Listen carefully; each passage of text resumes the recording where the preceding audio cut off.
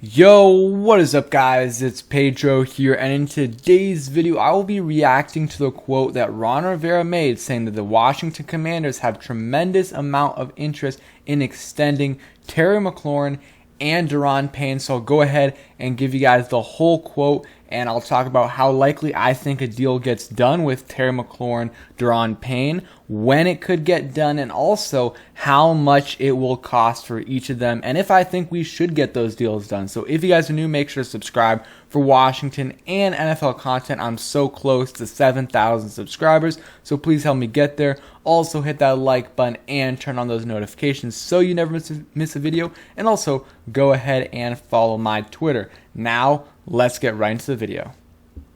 One of the biggest priorities for the Washington Commanders this offseason is getting a extension done for Terry Mclaurin, locking him down for the next few years with Washington. That should be one of their biggest priorities, and from these comments it looks like it is, and including also one of their priorities is getting possibly a deal done with Daron Payne. So let's go through the article. So again, Ben Stanek coming up with another great story. Make sure you guys go ahead and check it out on The Athletic. So I'll read this right here. This is just a small part of the story, but he said, Rivera, Ben Stanek and The Athletic, they had a solo interview with Ron Rivera, and Rivera said no deals for Mclaurin, Washington's top receiver, and Payne, the team's 2018 first-round selection, were imminent, but he expects conversations with representatives for both players at next week's combine in Indianapolis. We have a tremendous amount of interest in making sure these guys are with us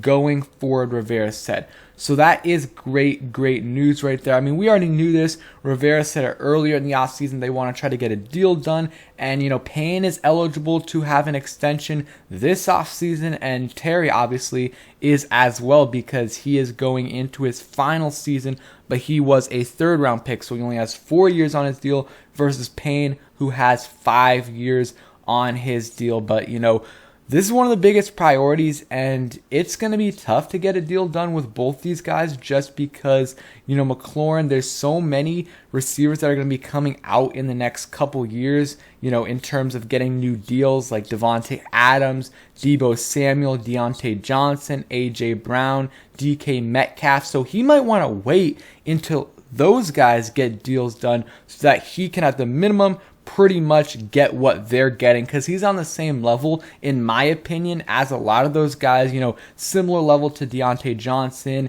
And, DK Metcalf, I think he had a down year this year, and especially when Russell Wilson was out. So, you switch the quarterbacks, in my opinion, and Terry Mclaurin is definitely a better receiver than DK Metcalf. Deebo Samuel is going to get paid more than Terry Mclaurin because not only is he a great receiver, but he's just a amazing offensive weapon. But those deals might make it harder for Washington to re-sign Terry, because he might want to see what they're getting first before he goes out and gets a deal. So he might wait until either next offseason or wait until the summer, maybe before training camp, like Jonathan Allen and Logan Thomas had their deals done last year. Maybe he'll wait for those that date once a couple of these guys get their deal done. That might be the smart thing for Terry to do, but maybe he'll go ahead and sign a deal.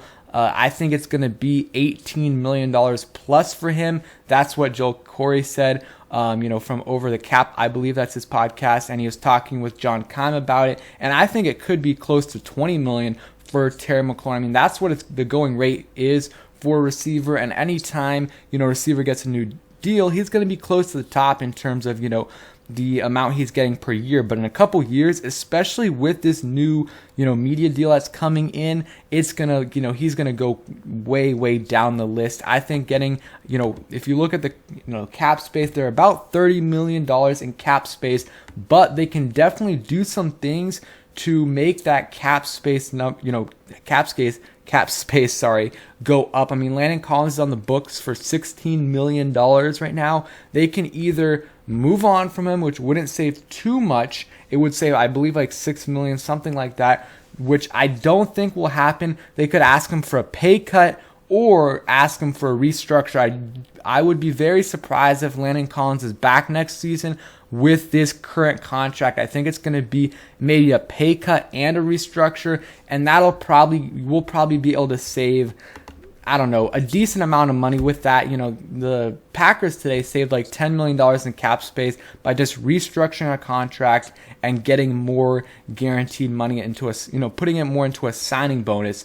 So, you know, Washington's going to be able to do that. They might be able to do that a little bit with William Jackson, getting a deal done with him, you know, not a deal done, but restructure, maybe, you know, someone like that. So that puts you at $41 million in cap space going into free agency. And then obviously that gives you money to, you know, extend Terry McLaurin, maybe Daron Payne, get a deal done with J.D. McKissick, some of the other free agents, Joey Sly, Bobby McCain, if they would like. So they're in a decent caps, you know, space situation even before making those restructures. But after they do that, they'll be in a really, really solid, you know, spot. And, you know, Terry McLaurin, I think everyone can agree we have to do everything we can to try to get an extension done with him. And we might hear some things in the next week or two in terms of a deal getting done with him, just because, you know, his agent's likely going to be there. He's going to be talking to Ron Rivera and these guys, you know, the Martin Mayhew, Marty Herney. So they're going to have there's going to be a lot of communication between the two parties, likely during, you know, the combine, and not only between those two parties, but the other top receivers that are going to get paid this offseason or are looking to get paid. They're going to be there as well. So I think this is going to be a good possible time to get a deal done before free agency, because if you're Washington, you obviously want to get a deal done, but you want to try to get a deal done before free agency, because then you don't want to have someone like Davante Adams, you know, get a $26 million per year contract, and that might happen. He is that good, and I don't even know if that would put him at number one. I think DeAndre Hopkins is making a ton, but, you know, Adams is going to get paid a ton, and that's going to totally likely reset the receiver market. And Terry's going to, obviously I want Terry to get paid, but at the same time I want Washington to get a good deal. And another reason why Terry, maybe he won't want to sign before free agency, is because he wants to see, who is my quarterback going to be? You know, if, you know, Washington trades for a big name quarterback like Russell Wilson, Deshaun Watson, if he's cleared, Derek Carr.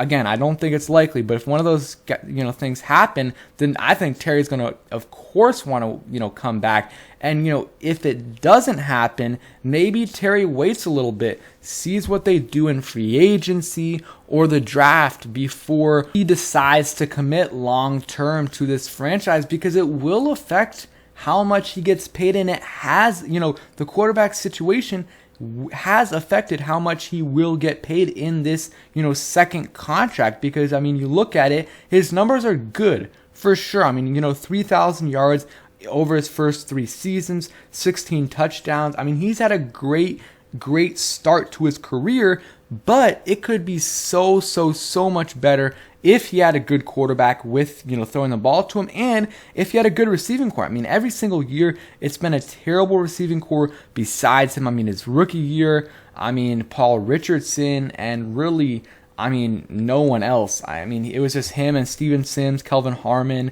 Steven Sims was good in the second half of the season. And then 2020, Dontrell Inman, AGG, Robert Foster, Jeff Badette. I mean, come on, man. I mean, I guess Cam Sims was there too, but, and then this year, Curtis Samuel was supposed to be that guy to take some pressure off of him, but then he gets hurt, and it's really him and Cam Sims again. And Cam Sims didn't really even play, so it's him and Adam Humphries.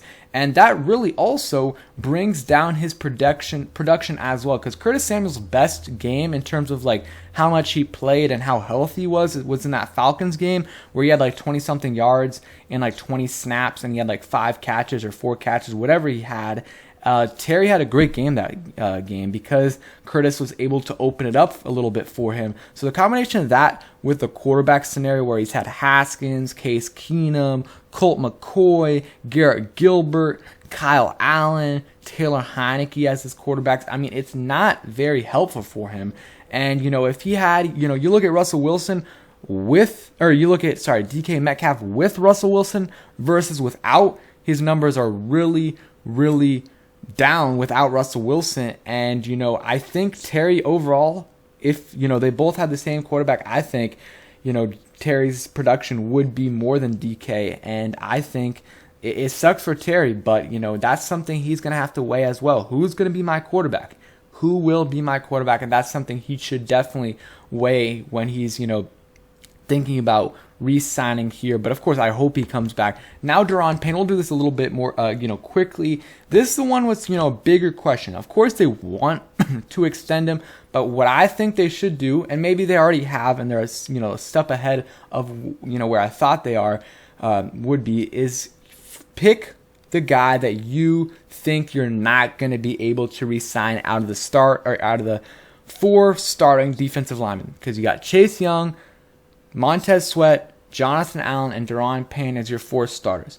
Very, very, very likely that you will not be able to keep all 4 of those guys. I mean, that's just a, situation. That's the reality of the situation. So you have to decide which one you think you will move on from, and once you do that, extend the other guy, because Chase is going to be a while before they extend him, and I think they will. They're not going to move on from him. So, and I don't think they will be trading him. So that, eliminates Chase and Chase and Jonathan Allen. So you got to really decide between Montez Sweat and Daron Payne.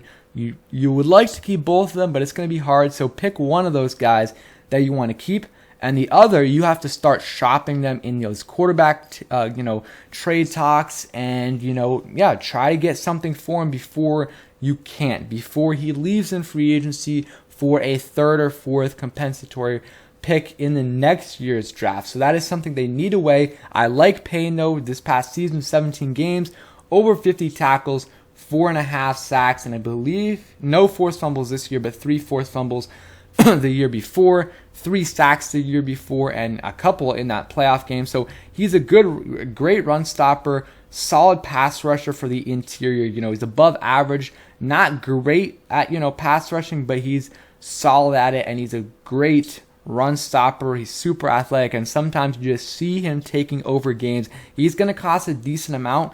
So, that's the question. Do you keep Payne or do you keep Sweat? I mean, there's arguments for both. I mean, Sweat's going to cost a lot of money because he's an edge rusher. If he continues to, if he improves from this year to the next and really has a good year, he's going to cost a lot of money. So maybe you just let Sweat play it out this year, let him have a great year, and then maybe you trade him after that, or you trade Payne. I don't know. It's a tough scenario. I wish they could keep all 4, and if they could, go ahead and do it. And, I mean, the only way they could do that and win is if they draft a rookie and that rookie ends up being the guy. Then you have him for 5 years under a rookie contract if you drafted him in the 1st round, and you can pay those D linemen. Obviously, you're not going to be able to play all 6 of those guys, which is, Settle and Matt Ioannidis as well. You're not going to be able to pay all 6 of them, but, if you have a rookie quarterback, you might be able to pay all 4 of them. But it's still going to be very, very, very hard. So let me know what you guys think about this whole situation. Of course, re-signing both these guys would be great, especially Terry. And I want Daron Payne back as well. But if they don't want to keep him in the future, then you might as well get something for him now. So thanks for watching. Hope you guys enjoyed. If you did, hit that like button, subscribe if you guys are new, and turn on those notifications so you never miss a video. Peace.